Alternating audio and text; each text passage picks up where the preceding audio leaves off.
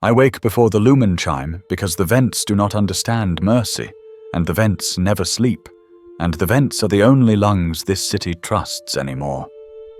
The air coming through them tastes like warmed copper and incense, and a faint mildew that reminds me the palace is older than its priests. I lie still and count the ticks in the ductwork because numbers are a calmer god than any other. 37 tiny clicks before the pressure equalizes and the grill sighs like a tired pilgrim. I swing my legs off the cot, and my feet find the cold of the floor, and the cold climbs my bones like a careful animal. The cot complains like it always does because the cot knows me as weight and not as person. I blink at the slit of window that pretends to be morning, and I see terror's endless dusk wearing the colors of industry and devotion at once. There is never darkness here, only different densities of glow. Pilgrim fires bead the terraces like rosary seeds, and the banners ripple in exhaust and ash like they are breathing. A servitor trundles along the corridor outside my hab, and its rubberized feet whisper a prayer in a language that used to be gate. Its jaw hangs on a rail, and its tongue is a ribbon of printed warnings, and I look away before I read myself into trouble. I make the aquila with my hands because habit is a scaffolding, and I was taught to live on scaffolding. The loudspeaker over the door coughs, and then remembers its voice and fills the room with catechism and quotas and 3 separate reminders that vigilance is worship. The words are warm as bathwater and as thin. I stand and stretch until my spine pops like knuckles after too much silence. On the shelf above the ration unit sits the picture of my parents that I am not supposed to keep, and I keep it anyway, and I tell myself the scratched glass is a kind of sanctioned penance. They smile in that photo as if history had not already chosen its weapons. I nod to them because there is no time for anything larger. Breakfast is a grey brick that calls itself protein, and I call it chalk, and we meet halfway in my mouth and pretend we are both telling the truth. It is flavored with something synthetic and lawful and faintly sweet, like the smell of a clean wound. I wash it down with boiled water that tastes of the pipe that carried it and the prayer that blessed it. When the chime finally arrives, it is apologetic and late, and I have already laced my boots and counted the scuffs on the toe caps, because control is best practiced in small arenas. I seal the door, and the seal hisses the way all honest things hiss on terror. The corridor is a throat of beige and rivets, and it swallows me without chewing. Neighbors pass with their faces set to the acceptable angle of unremarkable. A woman from Beta 9 clutches a folder to her chest, like it can warm her, and maybe it can. An old man with Prometheum scars moves like a machine that learned humility. A cherub drone flutters by, leaking incense and corrective phrases. I take the transit stairs because the lift hates me, and I do not want to owe the lift another favor. The stairwell smells like rust and detergent, and the long patience of stone. On landing 8, a piked screen shows a saint with eyes like jet intake vents, reminding us that the Emperor sees our thoughts and appreciates proper indexing. I straighten my shoulders because the saint is persuasive, and because there are cameras in the icon, and because fear is a very efficient vitamin. At the artery level, the city remembers it is a heart. Every passage thunders with human blood. Arbites stand like monuments grown from a quarry that forgot how to be stone, and their visors reflect us as uniform ghosts. I keep my eyes where they belong, which is on the floor, and on the path markers, and on nothing in particular. To be noticed is to become narrative, and I have no desire to be narrated by anyone with a badge. The transport platforms breathe out fog that smells like recycled sea and ozone. The crowd moves in lanes like a school of fish that survived by consensus. Sermon speakers mounted on load-bearing pillars tell us how to sit and stand and breathe, and I find comfort in being told. I board a tube car whose interior is a compromise between coffin and chapel. The seats are a penitence of plastic, and the grab bars are polished by desperation and oil. Across from me, a pilgrim family wears identical expressions of exhausted gratitude and holds a paper saint that leaves gold dust on their palms. A worker in red shop leathers sleeps with his mouth open and dreams in the rhythm of alarms. A data clerk scrolls through a catechism with the intensity of a man trying to memorize his own absolution. The doors close with a sound like a held breath.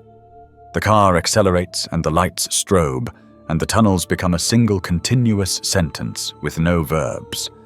Announcements speak our route as if the act of saying it makes it safe. At Junction 9, the car pauses while a line of penitents in white pass on the adjacent track, and their masks shine like wet bone. We do not look directly because there are rules about what the eyes are allowed to carry.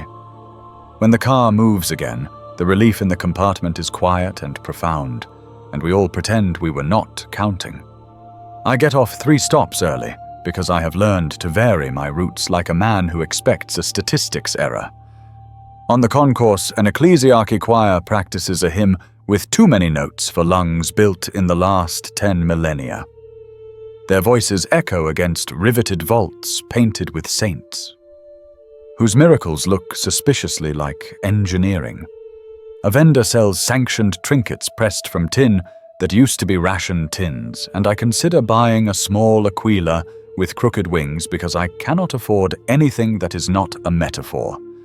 Instead, I buy a peel of lemon from under the counter because the vendor recognizes the kind of hunger that does not cause noise. It bites the tongue like an old truth, and I close my eyes and let the sting organize my thoughts. Security drones drift down from a ceiling that is pretending not to be a sky and sweep the crowd with soft light that smells like charged dust. I stand still and offer them my patience.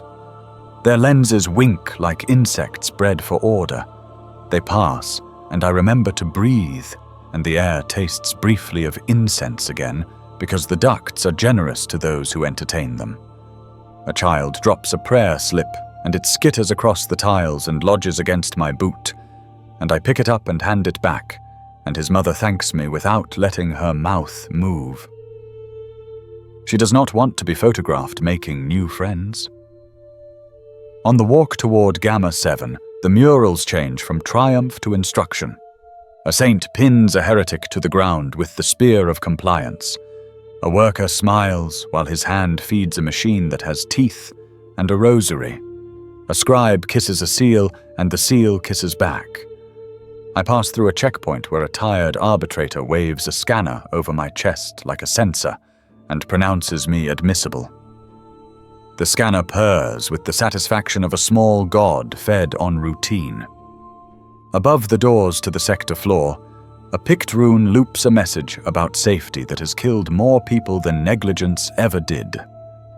I file in with the rest of the Grey Sea, and we break around the foreman's dais like water around a rock that remembers being a mountain. He reads today's targets from a slate, and the numbers bite like cold air, and no one flinches because flinching is expensive. The machine hall opens in front of us like a cathedral constructed by a species that prays in sparks. Belts roar and pulleys argue, and gears gnash hymns from steel throats. The air is warm enough to lick the sweat off your skin and still call it atmosphere. I clock in with my palm, and the reader takes a sip of me and lights a green that feels like permission.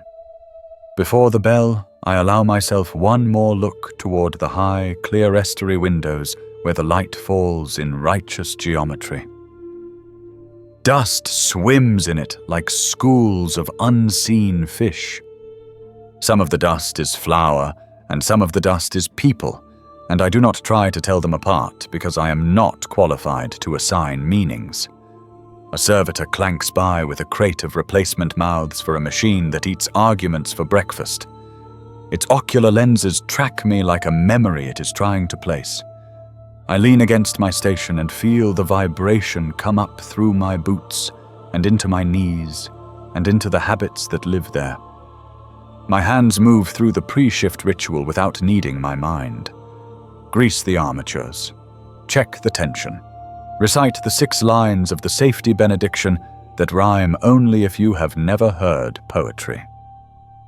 The foreman slaps the brass gong with a padded mallet, and the sound folds the room into the shape of purpose. I think about the day already spent before it begins, and the night already spent paying for the day. The vents above the line exhale another sermon in clean air and muffled Latin, and I decide that both are acceptable. The tube car I did not take shrieks somewhere in the hive, and the echo arrives here as a rumor about distance. A pilgrim drum sounds in a corridor where no pilgrims are allowed, and the beat sneaks into my pulse and asks to be let in. I let it. On Terra, survival is choreography, and you do not improvise. You learn the steps with your bones, and then you dance them until the music forgets to stop. I square my shoulders and fix my gaze on the gauge that measures tolerances and forgiveness, and I breathe the coppered air, and I taste the incense, and I feel the city settle its weight across my back, like a mantle I am not allowed to drop. The bell begins to fall, and I lift my hands to meet it, and the line shudders, and the first wheel spins, and the hymn of teeth and stone rises to fill the space where a different life might have begun. The shift begins before the bell, because the machines wake early, and because the machines are the bell even when they are sleeping.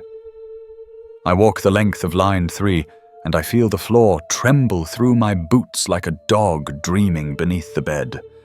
The smell is the familiar argument of hot oil and ground grain, and the caustic sweetness of solvent that promises purity and delivers headaches.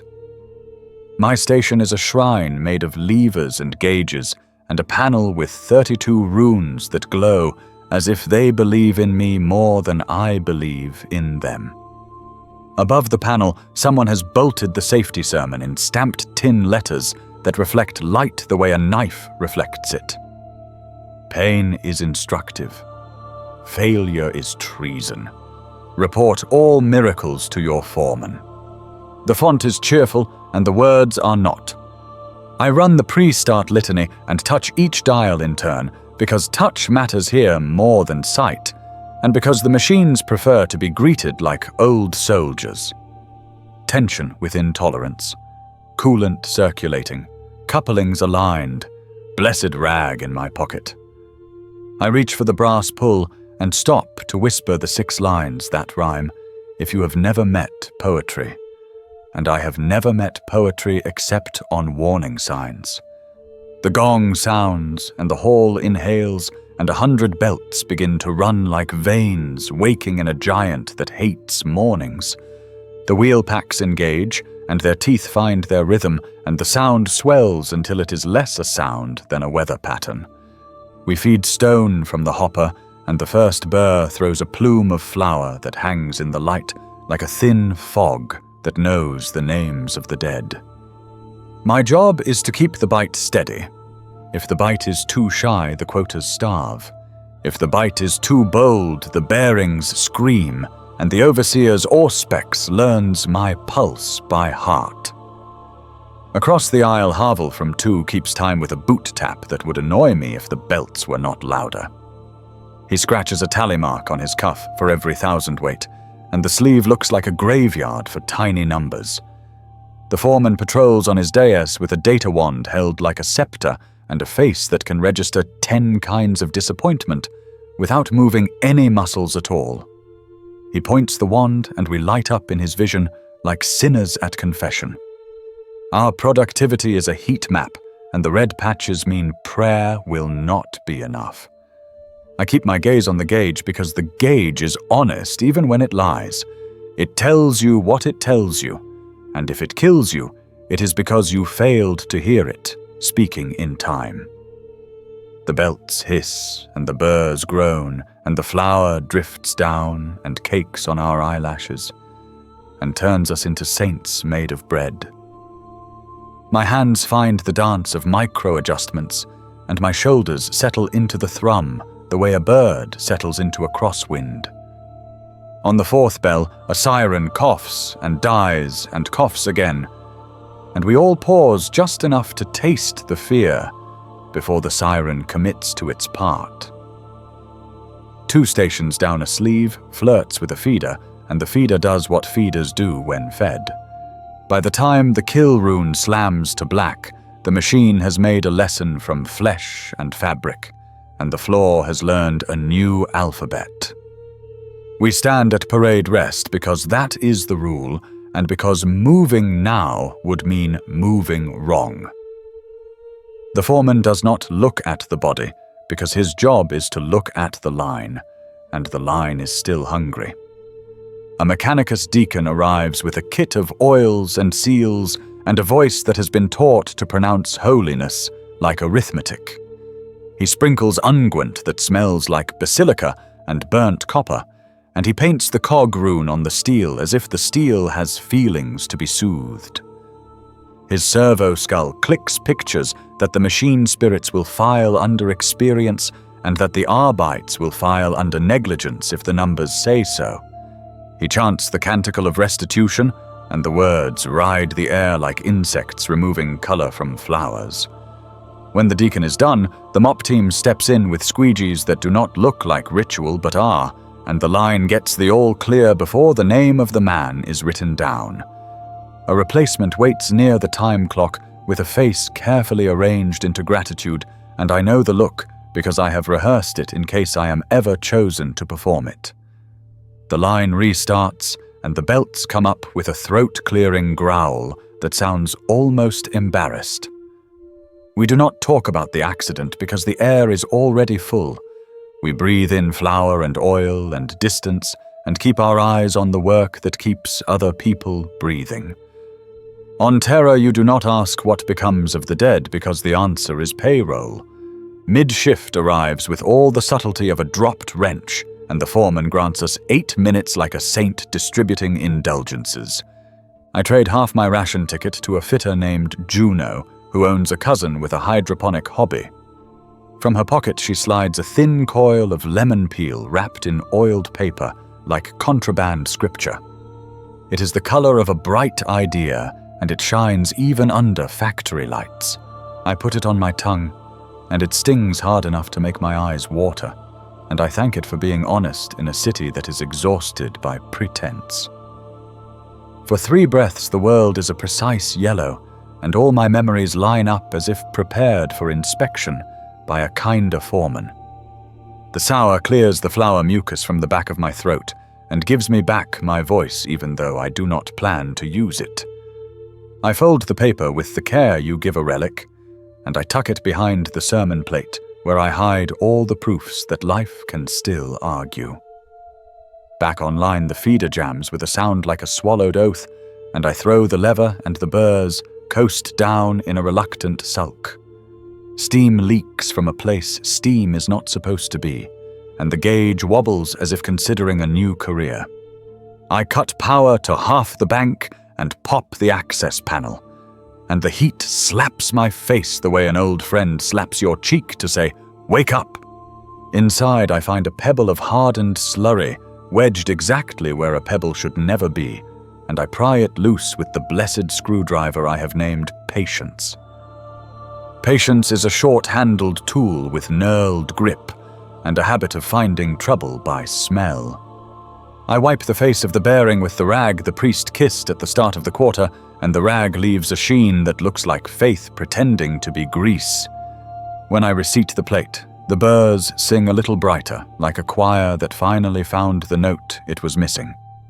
The foreman's wand blips at my numbers, and I allow myself one private nod, because pride is permitted if it does not alter throughput. A messenger servitor rattles past bleeding memo ribbons and trailing a smell of old ink and disinfectant, and I read 2 words upside down and decide they were not there. The Prometheum man from the stairwell works a valve across the hall, and his burned hands move like maps remembering geography. He catches my eye and shrugs in a dialect we both speak, and we return to our sentences. At third watch, a catechist climbs the observation ladder and reads us a stanza about diligence from a book thick enough to be load-bearing. Every fourth line he rings a chime, and we pull together on the long lever that needs 3 bodies to persuade, and the burrs reward us with a tone that means yes. A data scribe in grey drifts along the edges collecting numbers in a slate, and the numbers aspire to become reasons. When the dust collectors cough, the filters shudder, and a grey snow falls and settles on the sermon plate, and on my knuckles, and on the memory of the lemon sting, and for a heartbeat everything is still. Then the collection drums belch, and the snow jumps, and the hall remembers that stillness is a story we tell children. A young replacement at Station 7 fumbles a coupling, and his face goes white in patches as if fear were frost. And I step across the aisle without drawing attention, and show him the twist that locks the jaws without attracting the feeder's interest. He nods once too many times, and I see the brigade stutter still in his knee, and I tell him without words that timing is a craft the city will teach him if he pays in listening. The overhead vents dump a new breath of air cut with incense from the basilica pipeline, and for a moment the hall smells like a clean choir loft at the end of a long war. I let the scent pass through me and hang a tiny banner in some unoccupied corner of my chest, where hope is allowed to loiter if it keeps quiet. Across the catwalk, a maintenance pair in red leathers argue in binary cadence while swapping out a rune plate that has decided its career is over, and they finish the argument by placing a purity seal on the casing just to be certain. The seal flutters in the draft, like a moth that has taken vows. By last third, the ache in my shoulders graduates from complaint to curriculum, and the skin under my gloves has adopted the pattern of the grip, like a temporary tattoo of employment. The foreman announces a micro-audit, and our column stiffens, and our dials straighten their spines, and our numbers try on their best angles. He walks past me and pauses, and the wand hums at my chest, and I remember to breathe exactly the way the catechism prescribes. The wand blips something that must be acceptable, because he moves on without peeling my name off me. A siren 2 blocks over begins a call and response with itself, and the echo reaches us as a rumor of punishment we do not have the leisure to witness. I adjust the feed by the width of a fingernail, and the line song slides from irritated to industrious, and my neighbor's boot tap falls into step, because even boots prefer harmony when offered. From the mezzanine windows, a sliver of ash-colored light edges in and draws a line across the floor that the flower tries and fails to erase. Someone laughs once, and then strangles it because laughter is a resource that belongs to off hours and paperwork. On my right, the pressure gauge flirts with a number that would make the foreman's jaw creak, and I ease the valve in a motion that has been rehearsed more times than any prayer I know. The needle thinks it over and returns to orthodoxy, and the panel lights concede that I have not betrayed them. The man who replaced the man who became a statistic clears his throat, and the sound is careful and brave, and I pretend not to hear the brave part, because some kinds of bravery embarrass the line. A bell on the far wall ticks off the minutes in a rhythm that I have learned to ignore until it is the only thing I can hear. I imagine the lemon again, and the thought alone is sharp enough to cut the shift into manageable slices. The final quota passes the threshold counter with a chirrup that is almost friendly, and the machine hall exhibits the smallest possible relaxation that still qualifies as a movement. The belts continue, because belts do not comprehend the meaning of sufficient, and the burrs hum like a choir that has forgotten how many verses the hymn contains. And the foreman watches us the way a lighthouse watches a coastline with too many ships and not enough mercy. And I keep my hands moving, and my eyes polite, and my breath timed to the rise and fall of the gauges that forgive and condemn with equal precision. The summons arrives folded with bureaucratic love and slid under my door with the tenderness of a knife. The paper is thick enough to blunt hope and thin enough to cut skin. Its edges smell like dust that has been catalogued. Report for evaluation is printed in letters that resemble teeth more than language. Non-compliance is a heresy is smaller and somehow louder. I sit on the cot and trace the seal with a fingertip, and it feels like cold wax pretending to be authority and winning. My hands do not shake because my hands respect schedules. I smooth my hair with water that used to be a sermon, and I button my jacket to the regulation sorrow. Outside, the corridor has already lined up its worries and numbered them. Footprints are painted on the floor with the intimate confidence of a choreographer.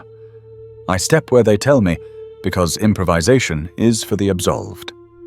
The lift arrives with the resigned sigh of a beast yoked to holiness. A servitor inside turns its head by exact degrees to acknowledge my mass as data and not as person. We descend through flavors of beige that have learned to call themselves gold. On level 29, the doors open onto a hallway that smells like antiseptic and old vellum. The walls carry framed notices of punishments written in calligraphy that loves itself too much. At the end of the hall, a desk waits like a low altar piled with forms that breed when the lights go off. The clerk behind it has one human eye and one eye that blinks in factory time. His lips move in a constant rehearsal of silence. He asks my name without asking, and the data slate in his hand finds the answer before I do. Citizen Carlin Voss, designation 77. Alpha 9992 is recited in a tone that assumes agreement. He stamps the corner of my summons with a device that bites and leaves a red wound shaped like permission. The stamp smells faintly of incense and machine oil and a memory of rain that cannot possibly be mine. He slides me a wafer of plasteel that says I am allowed to be here and expected to regret it. Through a door labeled evaluation, I enter a chamber that has learned to be quiet without being still. Its lights hum at a frequency designed to sand down thoughts into compliance. A chair waits in the center and wears a harness with the professional friendliness of a trained snake. The chair's frame is wood that pretends to be penitent. Cords hang from the ceiling like sentences suspended above grammar. A medici in white gloves that gleam like teeth greets me with a nod that contains exactly 3 units of empathy. He speaks in measurements, and I translate them into worries. A confessor stands to one side holding a small book that could stop a bullet if the bullet believed in scripture. A tech adept rolls forward on whisper wheels with a cart of instruments that have names older than mercy. They circle and arrange themselves like planets around a small, embarrassed sun. I sit because standing is a kind of argument, and I am not licensed for debate. The harness settles across my chest with the intimacy of debt. Electrodes kiss my temples with lips that taste like the underside of a coin. A band tightens around my forearm to persuade blood into confessing its pressures. The medici pricks my finger with a needle that apologizes in sterile Latin. Scarlet beads rise, and the adept collects them on a slide that receives each drop as if it were a visiting dignitary. He feeds the slide to a machine that purrs the way a cat would if a cat were a calculator. Numbers blossom on a lumen display and scroll upward like a litany that believes it is objective. Resonance within tolerance murmurs the medici, and I try to love the word tolerance the way it wants to be loved. A headband descends and tightens with a sound like a door politely closing. Its interior is padded with the softness of a lie. The tech adept intones a Bin-Harik preface to appease the spirit of diagnostics, and his vox clicks dryly in his throat, like a rosary made of beetles. He asks me to watch the rune plate on the wall and speak when the symbol lifts away from its brothers. The symbols march across the plate in lockstep, and sometimes one flutters as if considering treachery. I name the flutter and the machine records my obedience to pattern. Then a light pulses in a rhythm that does not belong to anything human, and I am told to breathe with it until the edges of the world align. When they do not align, the confessor whispers a prayer calibrated to bridge the distance.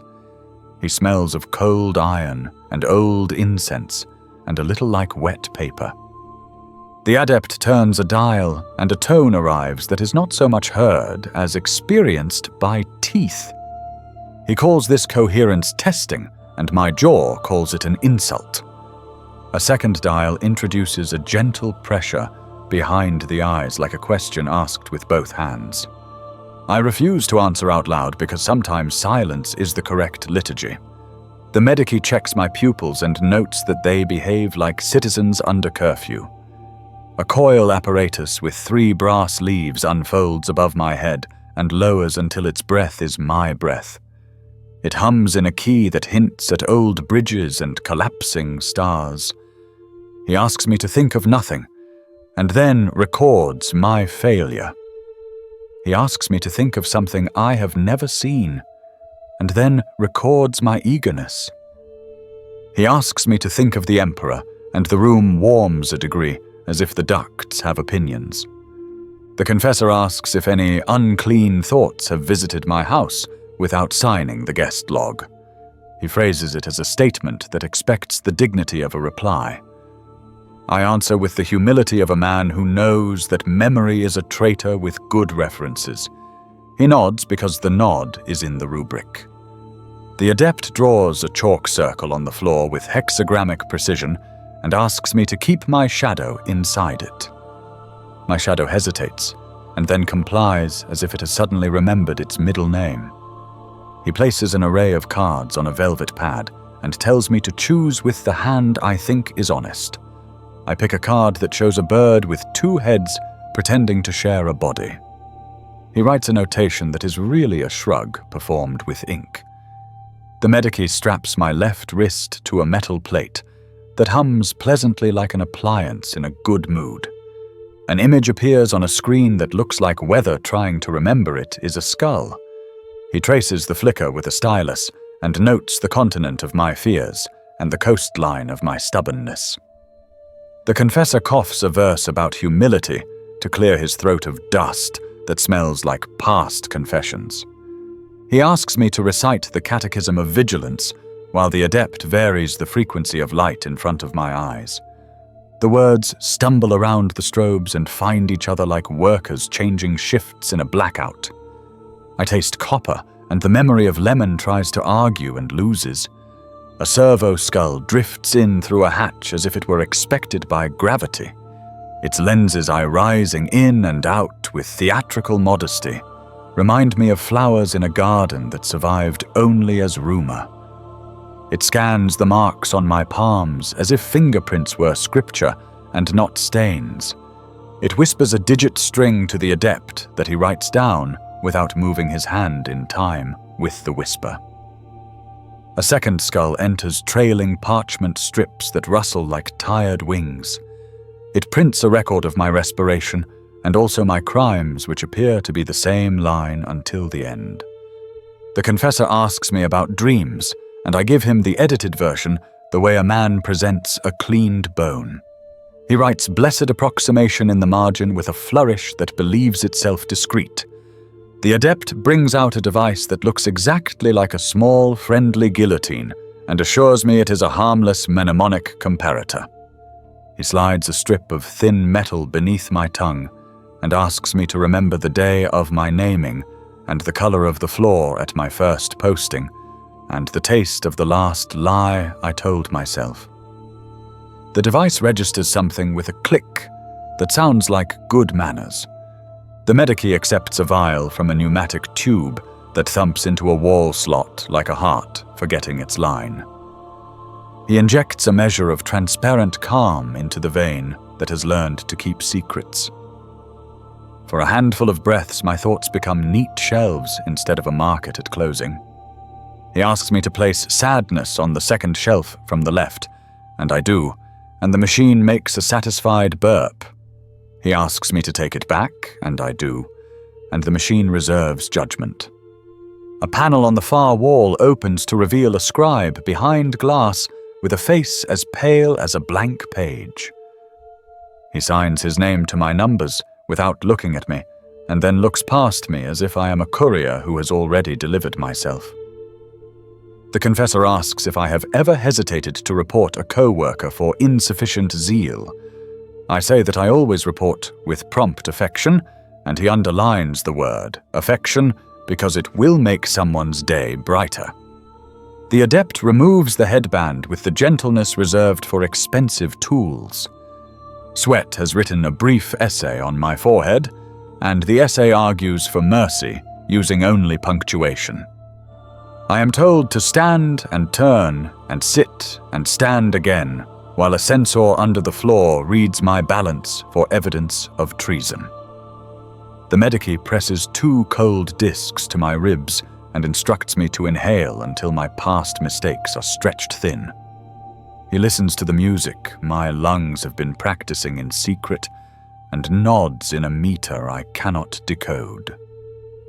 The confessor asks for a statement of loyalty, and I offer one from memory and one from imagination, and he stitches them together with a smile that never consults his eyes.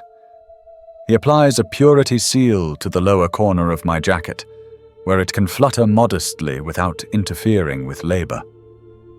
The wax is warm as a small animal, and the parchment scratches my wrist like a friendly admonition. A drone near the ceiling plays a tone that exists halfway between reassurance and verdict. The adept writes, recommended for sacred functions ancillary grade, on a slate that still smells faintly of another name, erased with devotion. He circles resonance stable with a loop that resembles a halo, only if you are desperate. The medici stamps a card that declares me non-hazardous to the chorus and possibly useful to the machinery that feeds the light, that feeds the idea, that feeds the city.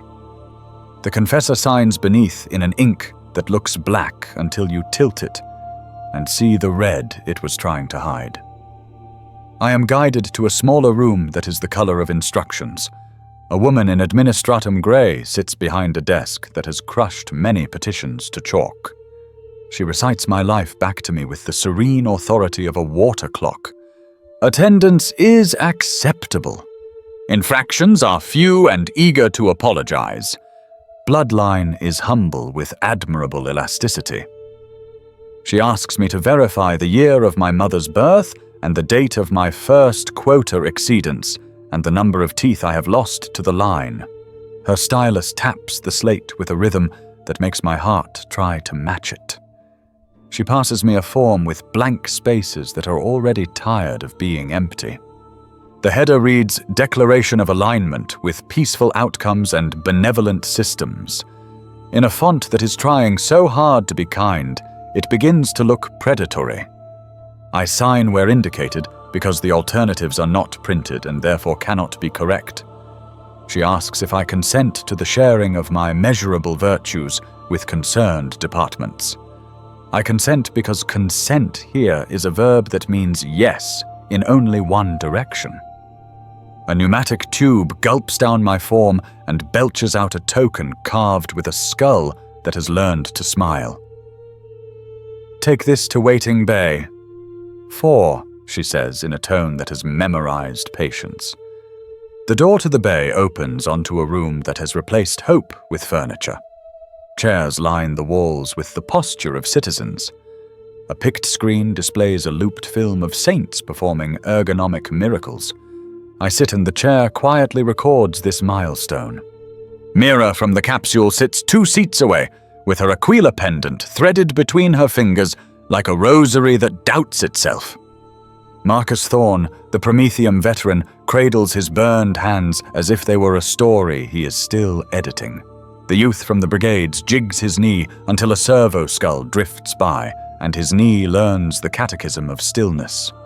A dispenser on the far wall offers cups of water with the warning that hydration is loyalty. I drink, and the water tastes dutiful and slightly metallic and appropriately grateful. Overhead, a speaker releases a thought for the day that tries to be gentle and lands like a hammer wrapped in silk. We practice facing forward because side glances are rumors in training.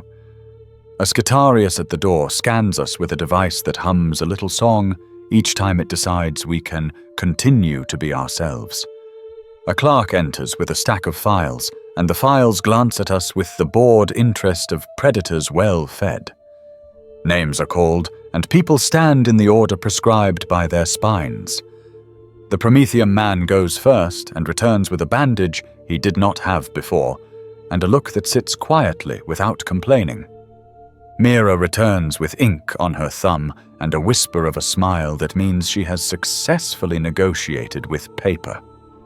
The youth returns with a paper that has too many words and holds it like a grenade that also wants to be a diploma. When my name is called, it falls into the room like a coin onto stone. I stand and the floor permits the motion. The clerk leads me down a side hall lined with niches where statues of saints watch with the same alert fondness as old machines. He gestures toward a door whose edges glow with the subdued joy of a recently sharpened blade. Inside, a new desk waits, and a new data slate glows, and a new face reads me like an announcement that forgot its audience. He tells me my profile shows resilience under grinding conditions and responsiveness to litanies and a mind that prefers structure to clarity. He calls these strengths in a voice that has practiced sounding like a ladder. He lists departmental destinations as if reciting a prayer wheel. Choir support, sanctum logistics, reliquary maintenance. He taps a rune next to my designation, and the slate pings an affirmation that settles in the air like a dust mote that knows the law. He says I will report to Preparatory Annex Omega 33 for orientation and suitability refinement. He folds a map from the wall into the size of a command and hands it to me. He tells me the corridors will reconfigure around my intention if my intention is obedient. He reminds me to bring no personal effects save those already recorded by the city. He stamps a schedule on my wrist with ink that stains like a small promise. Through the thin glass I can see the waiting bay again, and the chairs adjusting to accept new weights, and the servo skulls opening and closing their lenses like patient eyelids, and the door to the annex humming softly, as if it can already feel the pressure of a crowd that has been measured and found suitable for further measurement. The capsule waits behind a door that uses silence as its brand of luxury, and I step inside before the silence decides I am not invited. The walls are paneled in what looks like real wood, and I touch it with a caution usually reserved for relics and high voltage. It is smooth and faintly warm, as if it remembers trees and sun and the sound of wind that was not manufactured by ducts. Brass fittings hold the panels the way a jeweler holds time, and the fittings glow with a polish that can only be produced by ritual. The floor gives a little under my weight in the forgiving manner of expensive lies. Incense coils from vent slits that resemble gills on a creature that has learned to breathe prayers instead of water. 7 seats face each other in a geometry that encourages confession and punishes comfort, and we fill them without discussing the lesson. I feel the capsule seal with a soft compression that wraps around the ribs like a careful hand, and then the world begins to move down. The motion is not the shudder of public transit, but the glide of a decision that has already read all counter-arguments. Through small windows, I watch the hive's familiar ugliness peel away like a scab, revealing architecture that believes it is a sacrament. Concrete yields to stone, and stone yields to something older than craftsmanship, and younger than geology. Torch niches bloom along the walls, and the flames gutter in a draught that smells of myrrh and ozone and wet iron. Every meter we descend subtracts a little more noise from the world until the only sound left is the hum of systems being obeyed. Servo skulls float outside the glass like patient fish in a tank that knows it is an aquarium, and they study us with lenses that pretend to blink. One carries a bundle of keys suspended on chains, and the keys tinkle like quiet rain when the skull turns, and I find the sound indecently cheerful. A procession passes along a transverse corridor, and I catch a strobe of crimson robes and gloved augmetics and the glitter of grease anointed as chrism. A tech priest swings a thurible, and blue sparks leap from the mesh like insects discovering fire. The smell threads into the capsule and nestles behind my teeth with the intimacy of truth. The woman opposite me mouths a prayer, and her pendant aquila clicks against her front tooth, and the sound makes her flinch as if the metal had corrected her pronunciation. The Prometheum veteran sits with his eyes down and his hands folded like a map put away for a journey already decided. And I think of him as a lantern that has learned to shed light inward. The youth in Brigade Blue keeps his knee still by trapping it under both palms, and the effort makes the tendons stand out like chords on a badly tuned instrument. The capsule slows, and the windows show us a cathedral tunnel cut through bedrock that glitters with veins of metal, some natural and some implanted by necessity, that later became dogma. Archers stride overhead on pillars crowded with saints whose faces are half ecstatic and half surprised that ecstasy hurts. In their hands they hold instruments of martyrdom that double as tools, and I recognize two as versions of wrenches I have used, and feel a brief and shameful kinship. On the vault between ribs of stone are painted constellations rearranged into catechism, and none of the stars are where the sky says they should be anymore. The capsule doors sigh apart, and the air that enters carries the temperature of intention. A figure in red waits with a staff whose top is a cog that has grown a halo, and his mask is a brass skull corrected to symmetry. His voice issues from somewhere behind the mask and carries the impatient calm of a metronome that has converted to faith. Disembark is not a command so much as gravity expressed in grammar, and we obey with the relief of objects allowed to resume their natural motion. The corridor receives us and narrows our options with courteous efficiency. Carvings crowd the walls, and their lines are so deep that shadow has become a resident. Picked runes burn at junctions with the steady flame of information that will never raise its voice because it knows you will listen.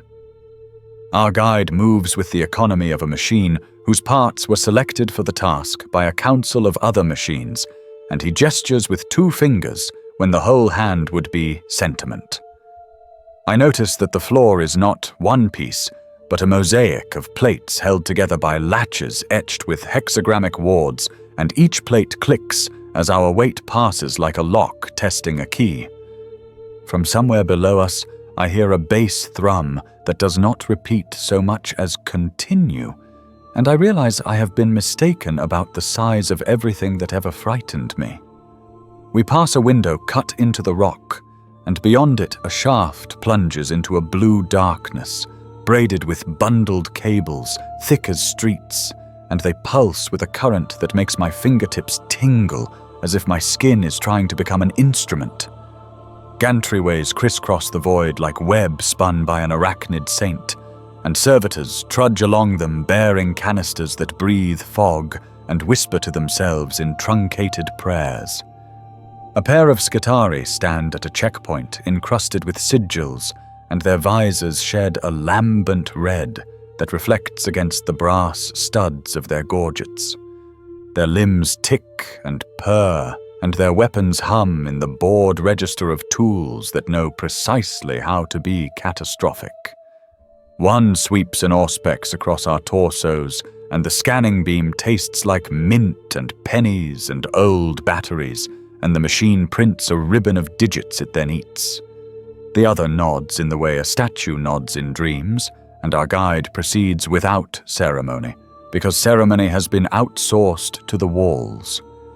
We enter a hallway that gleams with a polish no human palm could achieve, and the light has the color of libraries. Vaulted ceilings carry frescoes of saints in council with engines that have mouths, and the saints consult wiring diagrams written in aureolate script, while cherubs hold ladders steady with tiny, determined hands. Between archways stand statues of warriors whose armor is shaped like cathedral fragments, and their eyes are jewels that look through us to an era we will not survive to misunderstand. At a landing we pause while a procession of robed adepts pushes a trolley bearing a machine covered by a lace cloth, and the cloth is stitched with warnings shaped like flowers. The machine underneath sighs as if it has been told it is beautiful and would like to believe the compliment. A bell chimes somewhere very far away, and the sound arrives with a delay that measures the size of the place without needing numbers.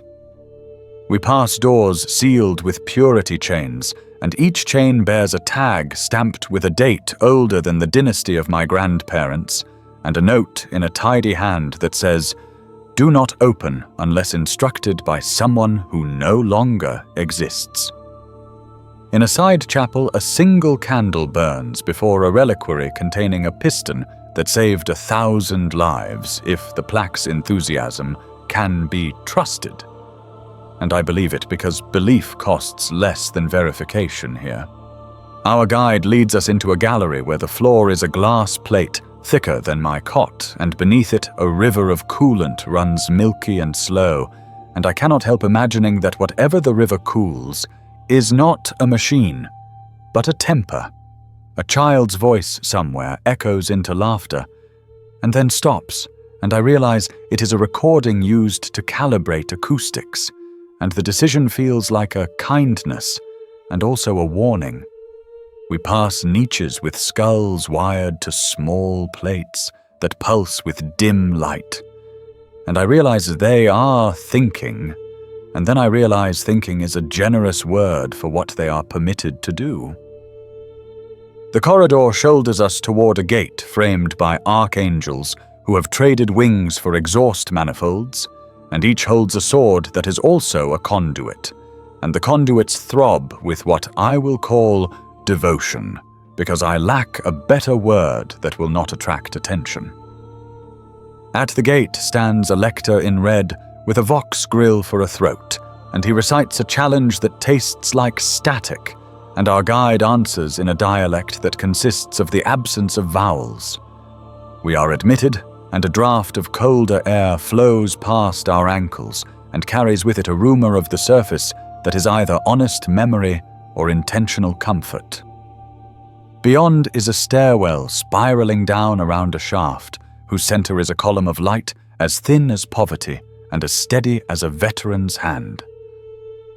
We move along the outer rail, and in the light I see motes that are not dust, but small machine spirits shaped like seeds with wings of etched metal, and they pivot to face us as we pass, then return to their patrol vector. On one landing, a mural shows the Emperor seated upon a throne that is also a star map, and the lines from his hands are not rays but roots, and my stomach notices the difference before my eyes do. The youth in Brigade Blue breathes too quickly, and I count along with him under my breath until his lungs remember the agreement they signed at birth.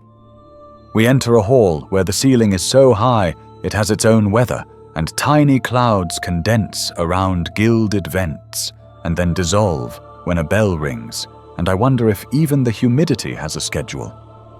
An organ stands against the far wall with pipes like launch rails, and one of the pipes coughs a chord that makes the hair rise along my forearms because it is so nearly a human voice that the difference hurts.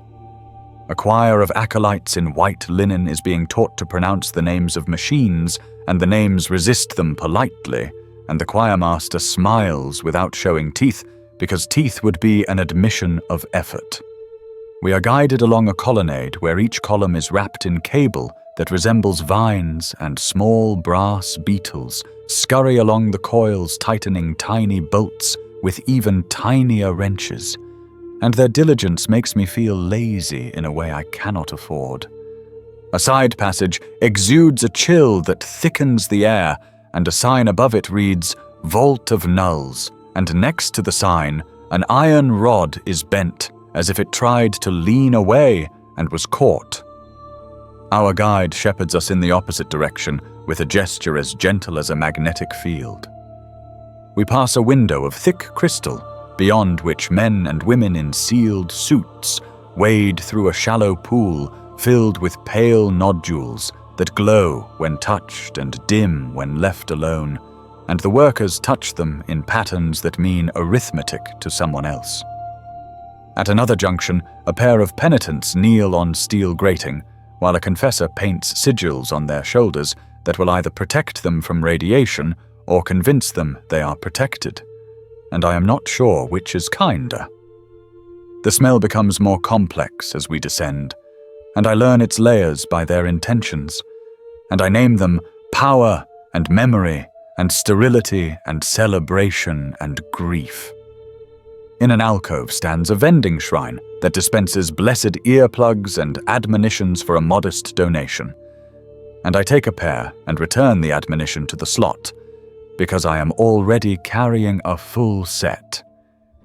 We arrive at a platform overlooking a space so large my vision fails to bracket it, and I grip the rail not because I fear falling, but because I fear measuring.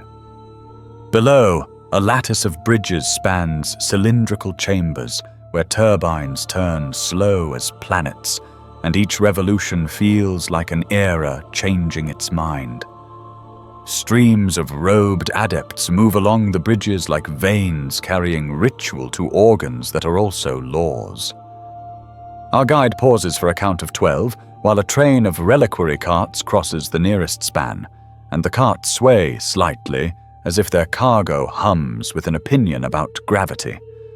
On the far wall, a fresco depicts a battle that must have taken a century to paint, and the enemy is shown as angles that do not add up, and the victors are shown as text that refuses to stop reading itself.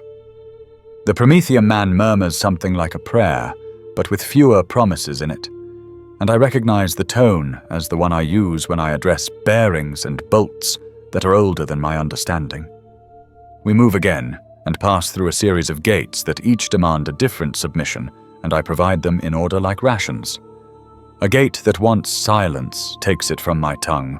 A gate that wants warmth steals a handful from my palm.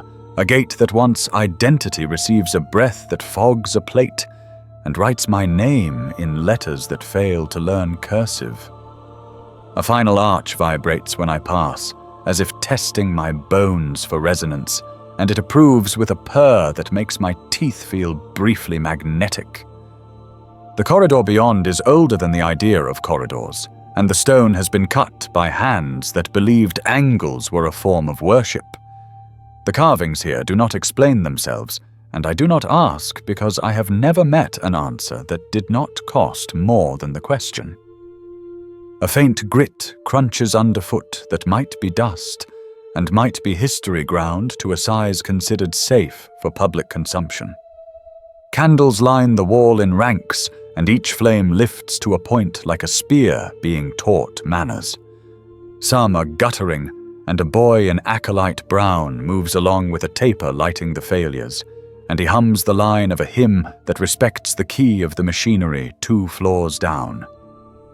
The air tightens in my lungs, but not with fear or altitude, and I realize it is expectation wearing the cologne of systems.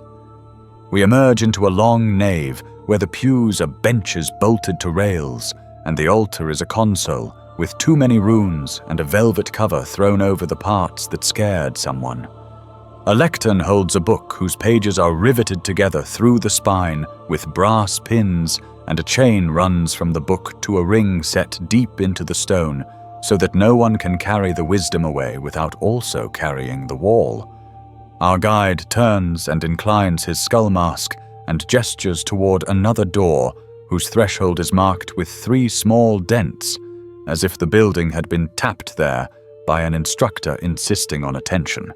He says we will not speak unless asked to speak, and the rule lands softly and then grows roots and then spreads through my muscles, where regulations keep their lodgings and my mouth confirms its agreement by staying closed. The floor slopes imperceptibly, and I know it only because the ache in my calves adjusts in a way that suggests mathematics. A faint vibration rises through the soles of my boots and climbs the ladder of my bones to lodge behind my eyes, where difficult truths prefer to sit. And the rhythm is not a rhythm. And I adjust my breathing to it anyway, because the body is democratic about patterns. Through high slits in the wall, I glimpse other corridors running at angles that would disagree with a carpenter, and each is busy with red and black and brass, and the willing movement of people who have traded questions for directions that feel like answers. Our guide pauses at a shrine inset with a little brass plate that says, "Please submit your curiosities here." And beneath the plate, the slot is too narrow for anything but air, and I exhale into it because I have been trained to comply even with jokes, and the plate warms as if pleased, and everything feels briefly fair. Then the bass thrum deepens like a cathedral clearing its throat, and the lights along the spine of the ceiling lean into brightness, and the statues in the wall niches attend with a seriousness that instructs the rest of us on how to be present, and the corridor ahead bends toward a glow, the color of decisions I am not authorized to make. They lead us into a room that refuses to pick a single purpose, and so becomes a chapel, a classroom, and a workshop in the same breath.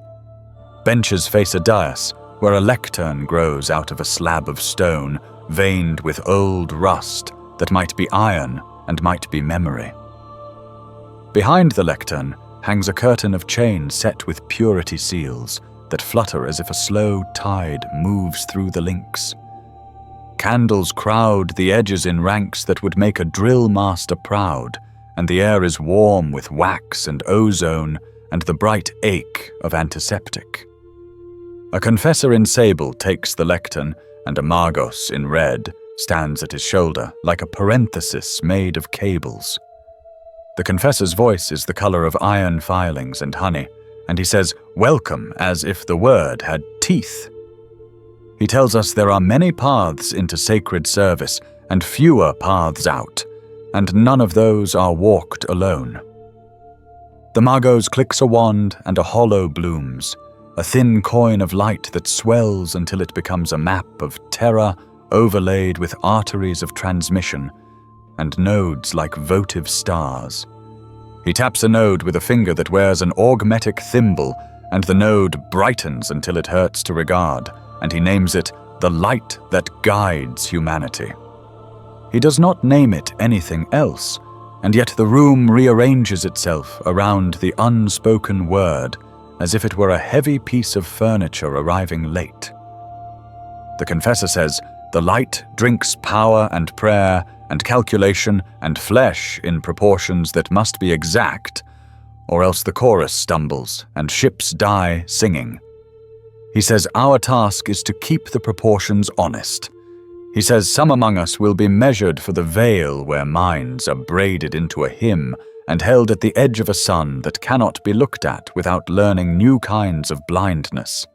He says some will stand closer to engines that speak only in heat, and some will stand closer to altars that speak only in need, and some will shuttle between them like red blood between heart and hand. The magos lists families of functions, and his words tick like metronomes. Choir support, pulse regulation, reliquary circulation, purity maintenance, psychometric moderation, harmonic damping, liturgical arithmetic. He says numbers and spirits must be reconciled hourly, and the reconciliation costs sweat and attention, and occasionally a life that was not using itself for anything more useful. The confessor asks us to consider the privilege of being consumed in correct ratios. A servo skull descends bearing a circlet set with needles that are shy until they are not. It hovers above the first candidate, and the needles taste the scalp with professional courtesy. A tone sounds that tastes like clean water on a broken tooth, and the Magos nods and marks the slate and whispers a destination that includes the word proximate. When the skull drifts over me, I make my neck long to give it room to be merciful. The circlet settles and is heavier than it looks, and the weight arranges my thoughts into shelves, the way a librarian arranges troublesome books on the upper level. Pins find skin with pinprick politeness, and a hum rises that is not in my ears and not in the room, and more like a pressure that has decided to sing. A pattern on the wall opens like a flower, and I realize it is not on the wall, but behind the wall, and maybe behind my eyes.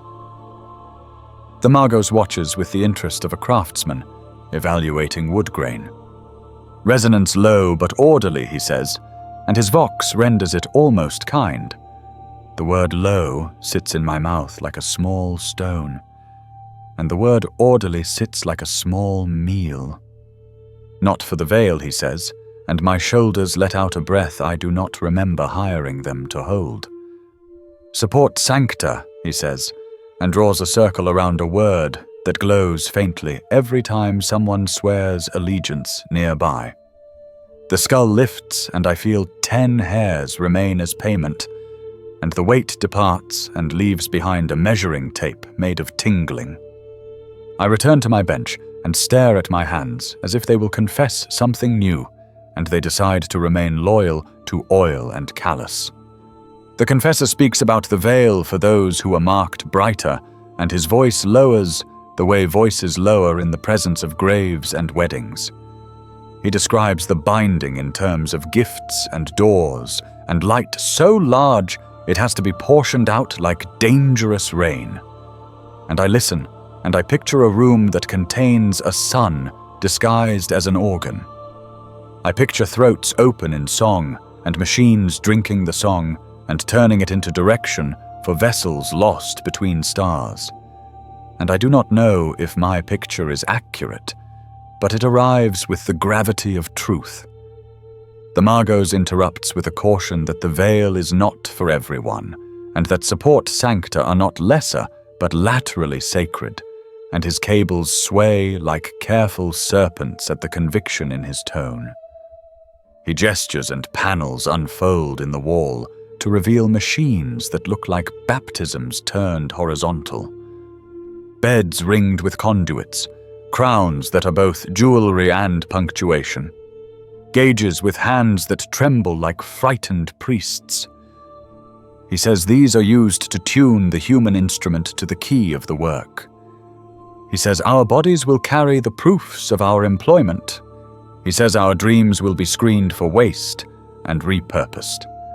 The confessor distributes small printed litanies on wafer paper that melt on the tongue and carry the taste of ink and mint and submission. He tells us to repeat each line until it is stronger than panic. I let the paper soften and slip down and feel the cool leaf of the words open in my chest like a remedy. A side door opens, and orderlies in grey roll in a trolley covered by a linen cloth, and the cloth is stitched with the aquila in a hand that loved symmetry. They lift the cloth and reveal a bowl of glass cradled in a frame of brass, and within the bowl a clear liquid moves with the attention of an animal that has chosen patience.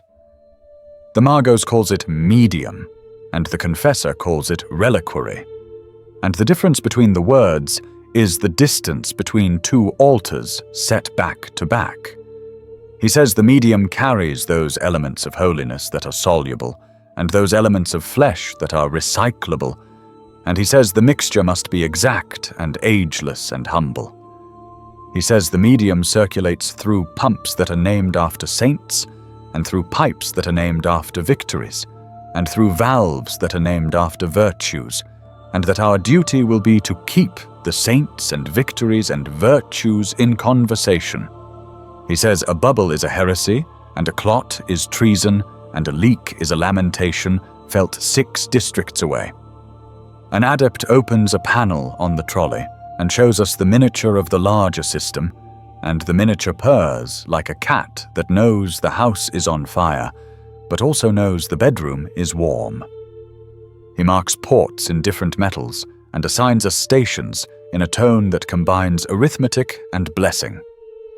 I am given a band with a rune that means intake on its face, and I slide it over my sleeve, and it bites the fabric as if tasting ownership. The Promethean man is given purge, and his burned hands cradle the assignment like a child learning to hold a flame without panic. Mira is given telemetry, and the device she receives trembles in her grip like a small bird that accepts being recorded. The brigade youth is given silence, and the Margos explains that silence here is not the absence of noise but the discipline of resonance, and the boy nods like someone memorizing the steps to a dance to be executed on a very narrow ledge. A sister in grey appears with a tray of cups that steam with a drink that tastes like sweet straw and copper, and she calls it fortification, and I call it persuasion. And both descriptions shake hands inside me. The confessor asks for testimonies from those who have already served, and a panel slide opens to reveal 3 faces behind glass, and each face carries a calm like furniture that has stopped trying to be rearranged. The first speaks about losing the urge to hurry and finding the urge to be exact, and how both have saved lives that will never know his name. The second speaks about the pride of being measured and found at the correct angle, and how the city treats correct angles with a tenderness it cannot afford for curves. The third speaks about dream management, and how it is possible to choose a smaller dream if it is the right shape for the room you have been given. Their voices are clear, but there is the faintest echo that suggests a voice behind the voice, and I file that sound away in the drawer where I keep puzzles that should not be solved too quickly. We are split into clusters and led to stations where the teaching smells like hot metal, teaching itself to be gentle. At the intake bench, a senior adept named Malthus demonstrates the ritual of inspection, and he uses a lamp with a slit like an eye to find the fault lines that hide from daylight. He tells me to hold the tube up and listen to it like a seashell, and I do, and I hear a whistle that is not there, and he nods and says good, and he stamps my band with a notch that means you are starting to share our vocabulary. He shows me a filter cake, and it is the color of sin, and he crumbles an edge between gloved fingers, and the crumbs sparkle with blessings that did not dissolve, and he says, "This is loss you can measure, and therefore you can grieve it productively." He hands me a wrench with a handle wrapped in scripture, and the words keep my palm from slipping, and I wonder if scripture is always meant to be a grip and not an ornament.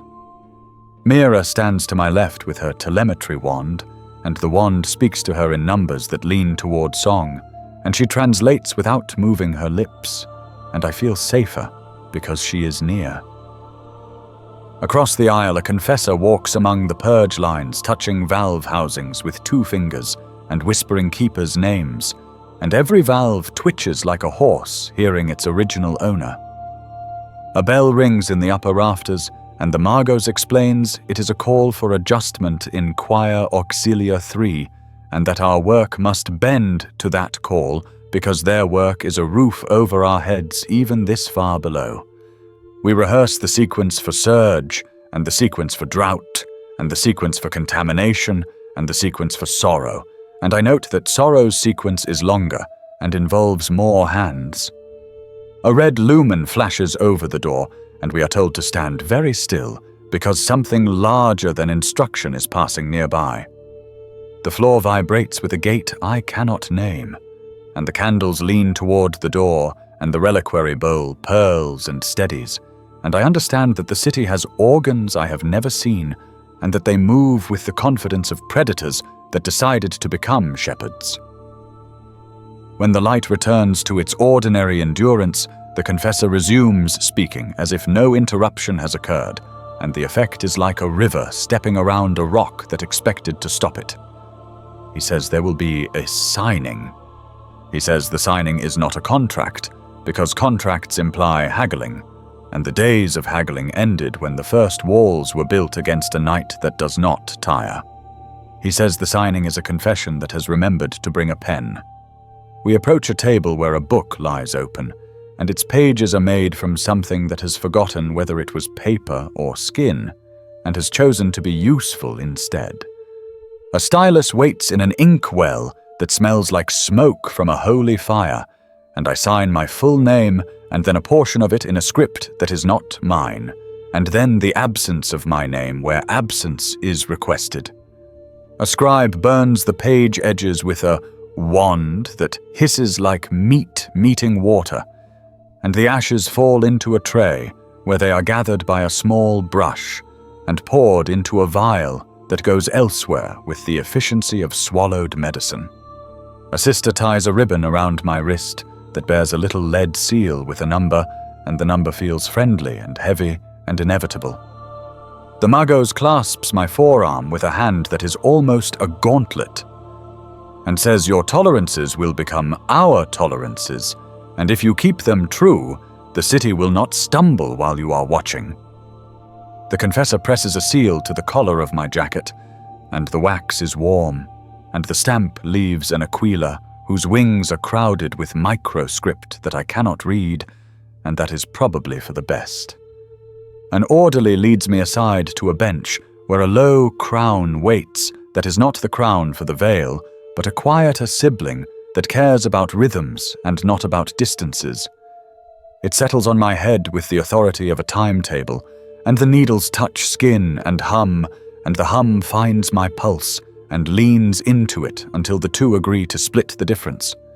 A screen shows my heartbeat as a patient line that is persuaded to become a metronome, and the orderly nods and tightens a strap one notch, and the strap insists on a lesson, and I learn it because learning is faster than resisting.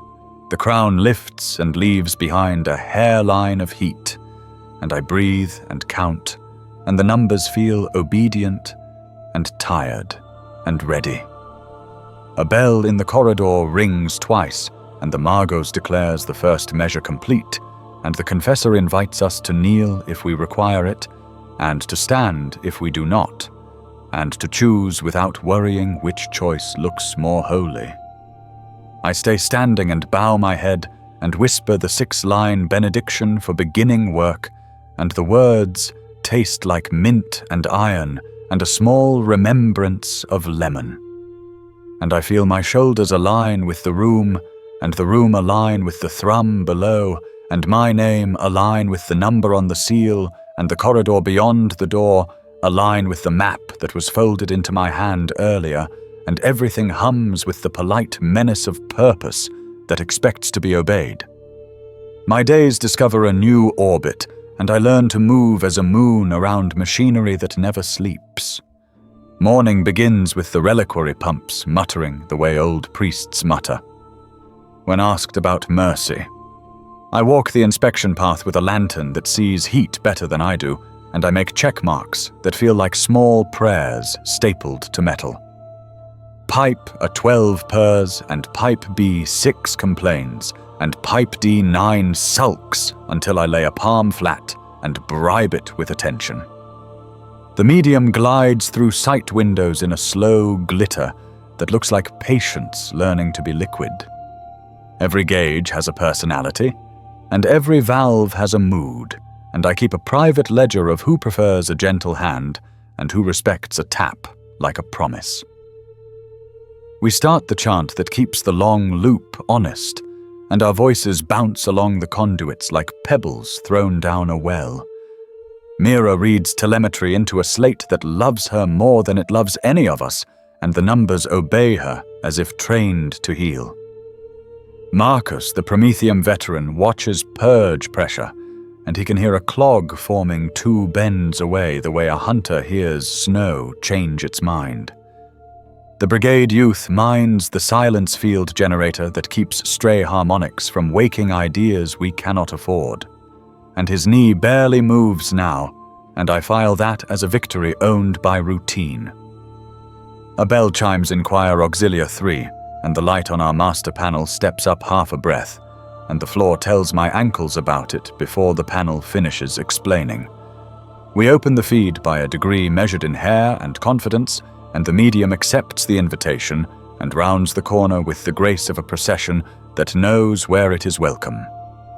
A purity sister in grey moves along the row with a box of seals and a brush dipped in sanctified adhesive that smells like clove and regret. She affixes a seal to a junction we just tightened, and the parchment shivers once like a startled moth, and then behaves. I carry a wrench wrapped in scripture, and my palm recites the psalm through the cloth on every turn, and I pretend the printed words know something about talk. When the pump choir rises to a second verse, I catch the undertone beneath it like a rumor that refuses to become a scandal, and I mark the sound on my slate under concerns that will be small if tended now and expensive if ignored. At the second hour, an adept named Malthus inspects our line with a lamp that makes floors blush. His lenses click the way beetles click in summer stories, and his nod is an absolution that never admits to being one. He compliments our absence of bubbles, and I feel taller in a place that hates unnecessary height. We break for fortification, and the drink tastes of straw and copper, and a blessing that has been diluted to a legal dosage. Marcus shows me how he reads the purge tube, by the way the meniscus twitches at the first hinge, and I pretend to understand all of it, and actually understand most of it, and the difference will be paid in sweat. Mira loans me her spare stylus, and the stylus writes with a confidence my handwriting does not deserve, and the lines I draw look like plans instead of apologies. An orderly wheels past with a crate of crowns that hum to themselves like bees who learned manners, and I look away because I do not want them to make eye contact with my future. A baffle flutters in its frame, and 3 of us turn at once, which means the training is taking root like a weed made of discipline. I climb the catwalk to adjust the intake strainer, where the medium picks up its first bad ideas, and I fish out a clot of fiber that resembles a memory, and I drop it into the waste that will someday be a saint in powdered form. A servo skull hovers at my shoulder and projects the maintenance rubric onto the handrail, and I recite the lines while tightening the bracket to the exact stubbornness specified by tradition. The skull prints a ribbon that says compliant, and I keep the ribbon because some days the word will be a meal. On the far side of the hall, the reliquary bowl under glass glows a tone deeper, and the control runes blink in a pattern that means consider kindness soon. I signal Mira with 2 fingers, and she nods without looking, and tunes a regulator by a whisper, and the bowl returns to its first mood with the dignity of a patient who has remembered their own name. The youth watches the silence field and touches the casing with the back of his fingers, as if warmth might carry a confession, and his shoulders loosen a notch that was earned. We run the drought drill, and everybody moves like a sentence that has learned grammar through necessity. Pump down by sequence. Purge. Bleed the prayer out of the line without spilling the medium that paid for it. Open bypass like a door you are ready to close gently. We bring it back up, and the harmonics settle like a pond that has forgiven a thrown stone, and I write the time in the log with a hand that shakes less than yesterday. A red lumen over the annex door flashes the rhythm reserved for significant crossings, and we hold still because stillness is the safest speed. Something moves past in the corridor with a density that disturbs measurements, and the hairs on my arms salute without waiting for orders. The pressure on our panel dips a fraction, then climbs as if saluting back, and I think of a titan's footfall heard through miles of rock and ritual, and decide that thinking is free when done quietly. When the light returns to obedience, Mira exhales a breath that could have been anyone's prayer, and we go on because going on is a language we speak without accents now. Gold paint flakes from an old plaque above valve 9, and the chips fall into my hair, and I consider that consecration sheds as predictably as rust, and both must be cleaned with respect.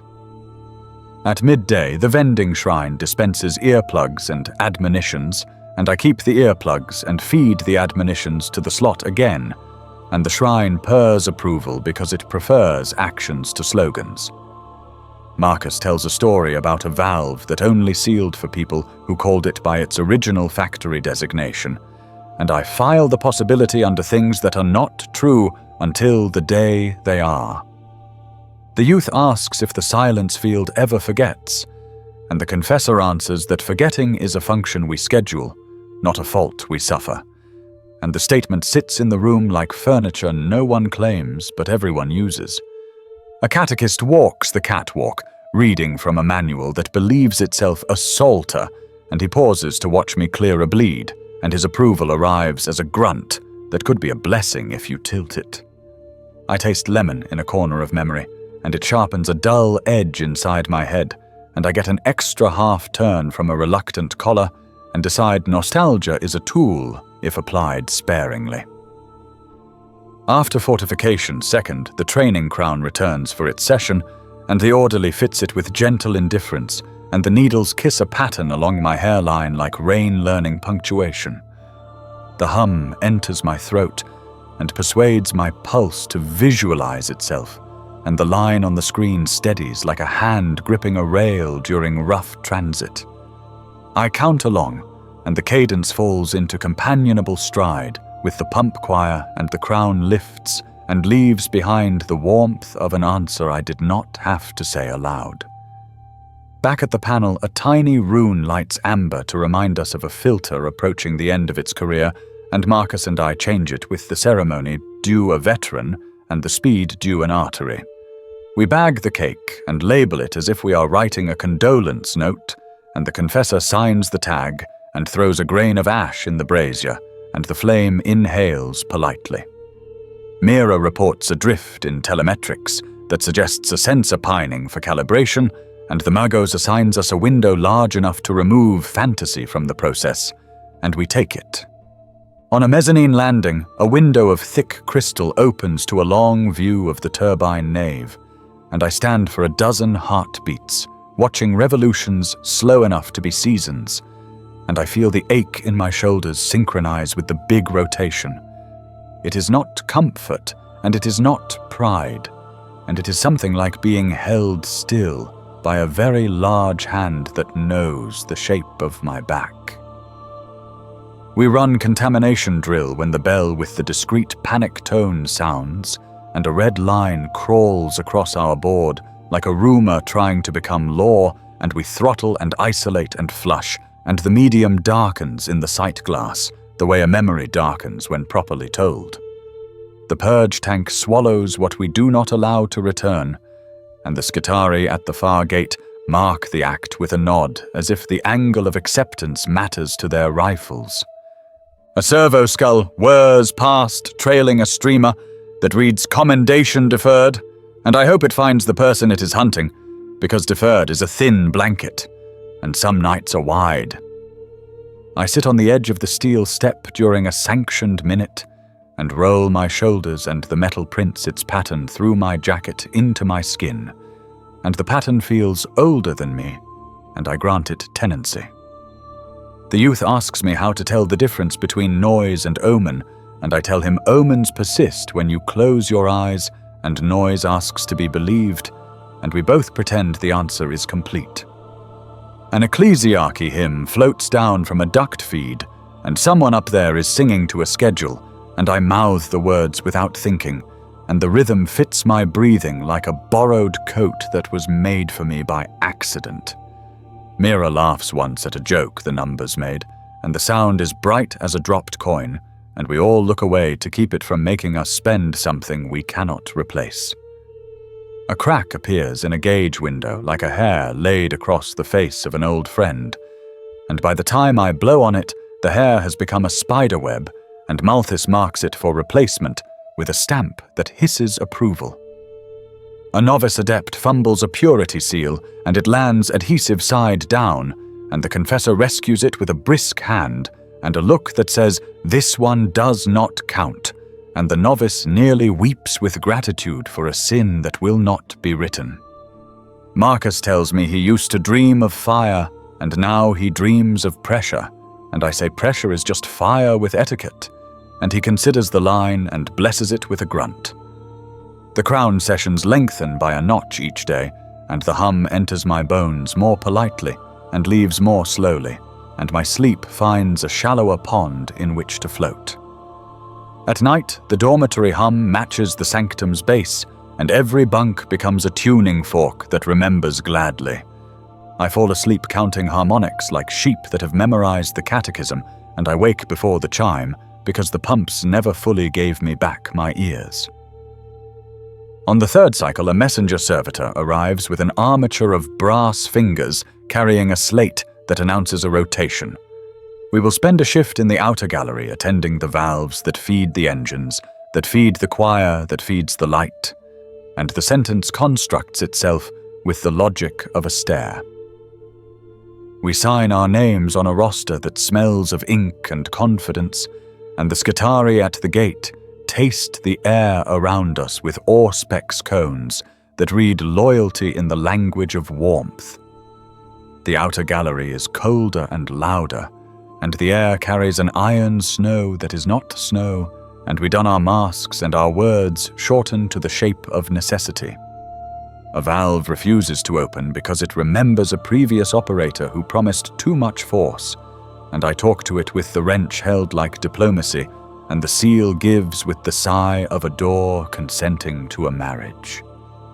Down the rail, a sister sings her checks in a scale that suits the metal, and I feel silly for a moment, and then I hum along under my breath, and the wheel in my hands loosens by a fraction, and I stop feeling silly. A child's recording laughs from a speaker to test the echoes, and the laugh goes on slightly longer than a human laugh would, and I am grateful for the reminder that this is calibration and not haunt. When we return to the support sanctum, the panel lights look like home, and I did not know panels could be home, and the realization sits warm as the fortification drink without the metallic aftertaste. We are assigned the long watch that bridges 2 schedules, and I recite the 6 lines that stack under the word stamina, and they land in my chest like bricks arranged into an arch. Mira hands me a lemon slit she saved from somewhere illegal, and I press it to my tongue, and the sting is a small sun that orients every planet in my mouth. And I hate her for a breath and love her for many more, and the medium in the sight glass gleams with an extra clarity that belongs to me for the length of the swallow. Marcus shows the youth how to lean against the silence field cabinet without giving it the wrong idea, and the youth copies the angle the way an apprentice copies a signature until it becomes his own handwriting. A Scutarius posts new notices at the gate in a script that looks like marching, and I read none of it and understand all of it, and I return to the panel because the panel does not lie to me unless I ask badly. The pumps speak their deep grammar, and the valves answer in clauses, and the reliquary bowl under glass reflects the candles in pairs like eyes choosing to be kind, and my hands keep time on the grips, and my back learns the load of 2 more tools, and my name learns to share space with the number on the seal, and the sanctum breathes the way a giant breathes when it is pretending to be a city, and I breathe with it.